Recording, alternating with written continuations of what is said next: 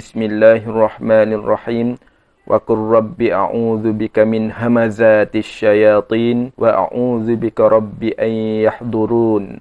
Artinya, wahai Tuhanku, aku berlindung kepadamu dari hasutan syaitan-syaitan, dan aku berlindung kepadamu, wahai Tuhanku, supaya syaitan-syaitan itu tidak menghampiriku.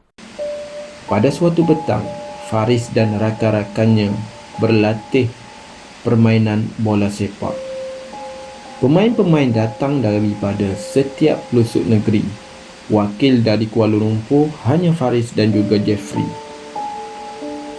Daripada 24 pemain, hanya 18 pemain yang akan dipilih untuk menyertai tim bola sepak kebangsaan bawah 18 tahun. Kata Coach Lokman, sesiapa yang memberi komitmen yang tinggi dan disiplin yang tinggi sahaja yang akan dipilih. Pada petang itu, hujan turun dengan lebat. Walaupun begitu, semua pemain menunjukkan semangat juang yang tinggi, seolah-olah ianya satu perlawanan yang sebenar, kerana mereka tidak mahu mereka disingkirkan oleh jurulatih. Latihan ini dihentikan menjelang waktu maghrib. Selepas warm down, semua pemain bergegas balik ke asrama dan juga ke bilik air untuk membersihkan diri. Setiap bilik dihuni oleh 2 orang pemain dan mereka berkongsi.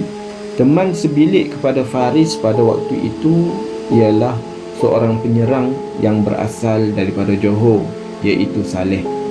Kelajuan Saleh ni merupakan aset penting bagi pasukan. Jadi Faris tak rasa pelik dengan Saleh. Jika di atas padang, dia macam lipas kudung. Dalam hati si Faris, mestilah bila tamat latihan, si Saleh ni akan sampai terlebih dahulu di bilik.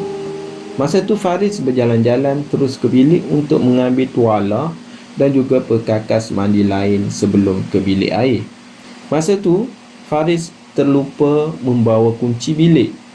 Dia berharap dalam hati dia supaya si Saleh tidak mengunci biliknya. Bilik mereka di tingkat 4 di dalam bangunan yang ada 6 tingkat. Sampai je di bilik, pintu tertutup rapat.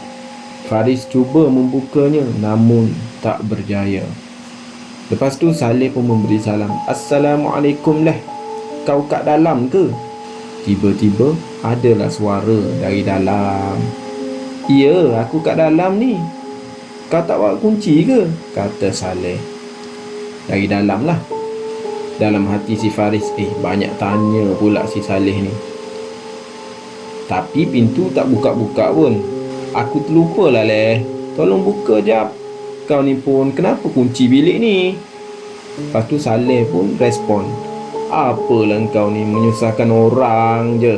Nasib baik aku penunggu setia kat bilik ni, kata si Saleh sambil ketawa. Hihihihi. Kau tunggulah sekejap ya, nanti aku buka. Kau tunggu ya. Hehehehe. Sambil dia bercakap, sambil dia ketawa. Tapi pintu tak buka-buka. Itu yang Faris pelik tu. Apa yang kelakar sangat tu pun si Faris ni tak tahu. Yang si Faris ni dah panas dah. Dari tadi lagi tunggu tak buka-buka, asyik gelak je. Tapi pada waktu itu juga, bulu roma si Faris ni tiba-tiba meremang. Mungkin dia rasa sebab dia marahkan si Saleh tu. Sebab sampai sekarang belum buka pintu. Woi leh, bukalah pintu ni cepat.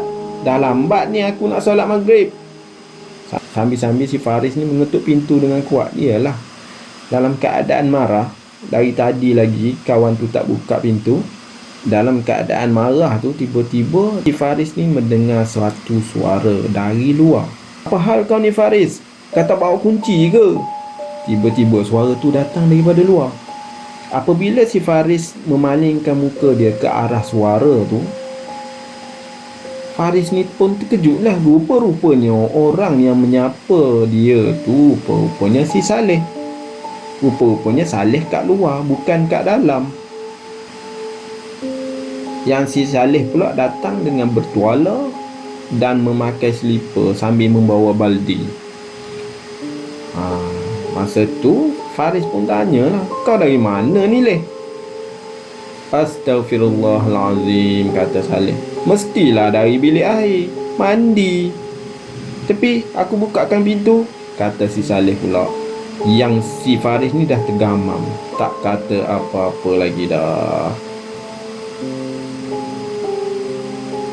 Lepas tu, dalam hati dia dengar, siapa pula aku bercakap tadi kalau bukan dengan si Saleh. Lepas tu si Saleh pun buka lah pintu. Bila dia buka pintu tu, yang si Saleh masuk, tiba-tiba si Faris merasai satu angin yang sangat sejuk melalui tubuh beliau sendiri. Maksudnya angin tu keluar lah.